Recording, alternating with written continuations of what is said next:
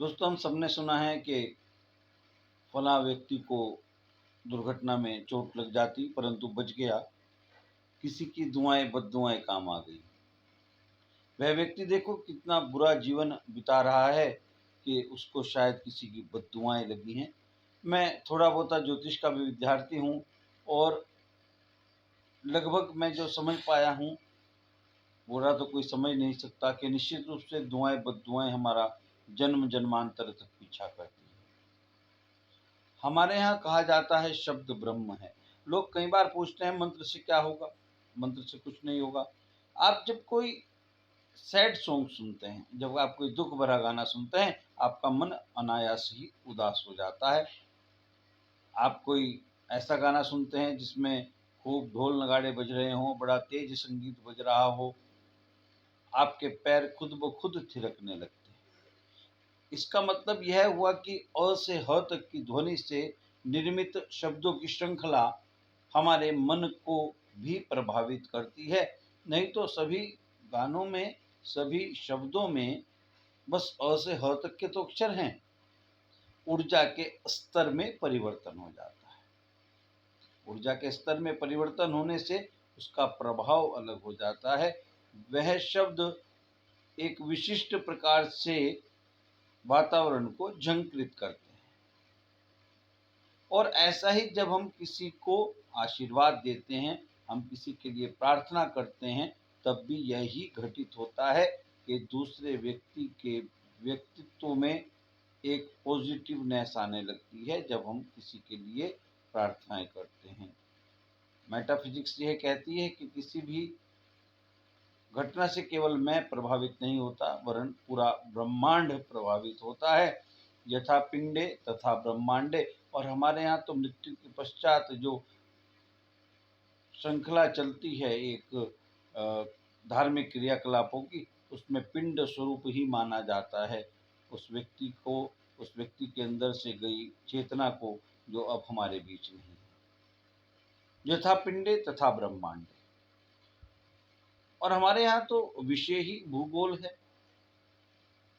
भू जो गोल है वही पढ़ाया जाता रहा है सालों साल, दशकों से नहीं, सैकड़ों वर्षों से।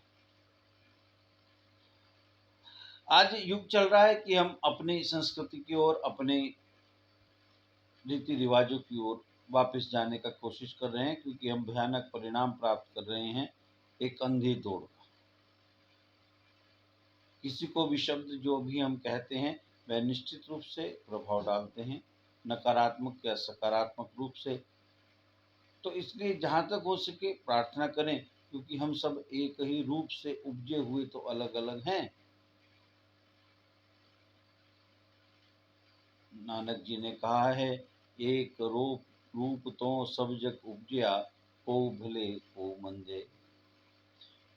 श्री दुर्गा सप्तशती के सप्तश्लोकी जो 7 श्लोक हैं, उनमें भी श्लोक आता है, सर्व स्वरूपे सर्वे से सर्वशक्ति समन्विते।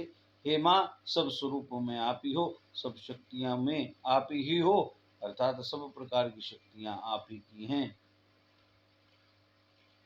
तो हम सब एक ही तो हैं। जब हम किसी के लिए अपशब्द का इस्तेमाल करते हैं, अपशब्दों का प्रयोग करते हैं, तो प्रकारांतर से वह, क्योंकि ऊर्जा है और हर क्रिया के सापेक्ष प्रतिक्रिया होती है। महर्षि कणाद का सिद्धांत है, जिसे हमने अपने बच्चों को न्यूटन के सिद्धांत के नाम से बताया है। महर्षि कणाद का सिद्धांत है। न्यूटन की तो पीढ़ियां भी तब शुरू नहीं हुई थी साहब, जब महर्षि कणाद ने गति के नियमों का, ऊर्जा के नियमों का प्रतिपादन कर दिया था। मार्केटिंग में हम लोग कच्चे हैं और इसीलिए हमें गोरे लोग टाई दे गए साहब। टाई गुलाम सैनिकों के द्वारा बांधनी शुरू की गई। जब प्रोटेस्टेंट और कैथोलिक चर्च में युद्ध हो रहा था, तो क्रोशिया से जो सैनिक भाड़े के लाए गए थे, उन्होंने अपनी पहचान अलग रखने के लिए कि अपने ही व्यक्ति पर आघात ना हो जाए, टाई जैसी वस्तु गले में बांधना शुरू की गई। उस समय के फ्रांस के राजा लुई, जिनकी आयु केवल 7 वर्ष थी बस। 7 वर्ष के बच्चे को टाई अच्छी लगी और उसने अपना ली। आज हमें टाई बांधने के वैज्ञानिक लाभ बताए जाते हैं। एक्यूप्रेशर होता है, ये होता है, वो होता है, बकवास की बातें हैं साहब। और कुछ जगहों पर तो यह प्रोटोकॉल का हिस्सा भी है। दुख की बात है, धोती कुर्ता प्रोटोकॉल नहीं है, तिलक लगाना प्रोटोकॉल नहीं है, शिखा रखना प्रोटोकॉल नहीं है, टाई बांधना, गुलामी की निशानी बांधना आज भी प्रोटोकॉल है। खैर, बात तो शब्दों पर चल रही थी। शब्द का घाव नहीं बढ़ता।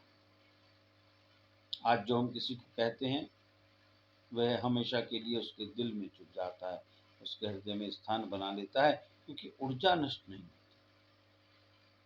फिजिक्स का सिद्धांत, कक्षा 12 में पढ़ा हुआ सिद्धांत, कक्षा 10 में पढ़ा हुआ सिद्धांत कि ऊर्जा तो नष्ट होती नहीं, जो निर्माण हो गया, उसका रूप परिवर्तित होता है, और रूप परिवर्तित होकर कहे गए अपशब्दों का जो हमारे पास वापस प्रतिक्रिया आती है, वह निश्चित रूप से हमारे लिए अच्छी नहीं होती, हमारे लिए शुभ नहीं। सबसे प्रेम पूर्वक व्यवहार करें, सबसे प्रीति पूर्वक व्यवहार करें। जब तक बहुत आवश्यक ना हो, अपनी प्रतिक्रिया ना दें, सुझाव दें, आपस में विमर्श करें। तीव्र प्रतिक्रिया देने से बचें। तीव्र प्रतिक्रिया का अर्थ है आपको लोग एक चिड़चिड़े और एक आक्रामक व्यक्तित्व के रूप में जानने लगते हैं, और इसके जो परिणाम आते हैं वह कभी भी हमें प्रिय नहीं होते।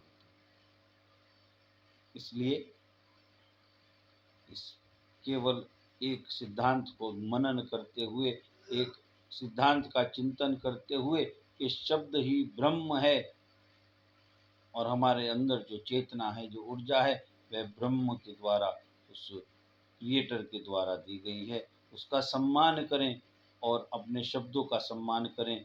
आपके शब्द बहुत कीमती हैं साहब, किसी के लिए शब्द ही मरहम है, शब्द ही जख्म है। और ध्यान रखें, भौतिक जख्म भर जाता है, शाब्दिक जख्म नहीं भरता। एक प्रार्थना जो मैंने पिछले वीडियो में भी की थी, आज भी कर रहा हूँ। श्रावण मास समाप्त होने को है। अपने बच्चों को सप्ताह में एक दिन मंदिर जरूर ले जाएं। वहाँ जो शब्द गूंजते हैं बच्चों को छू जाएंगे, और जिस दिन बच्चों को वह शब्द छू गए, आपके बच्चे सही दृष्टि में धार्मिक होंगे। और जो सही धार्मिक होता है ना, वह सबका प्रिय होता है। धार्मिकता बहुत तरह की, हम देख रहे हैं, धार्मिकता बहुत तरह की। सच्चे अर्थों में जो धर्म का मर्म समझेगा, वह सबसे प्रेम करने वाला होगा प्रत्येक परिस्थिति में। आप सबका दिन शुभ हो। आपके सभी शुभ चिंतकों के सभी शुभ संकल्प, आपके सभी शुभ शुभ संकल्प पूर्णता को प्राप्त हों, ऐसी निरंतर प्रार्थनाएं करते हुए आज के लिए मैं विषय समाप्त करता हूँ। जगत जननी माँ जगदम्बा आप पर सदा अपनी कृपा बनाए रखें। आपके सभी कार्य पूर्णता को प्राप्त हों, दिव्यता को प्राप्त हों, ऐसी मंगल कामनाएं।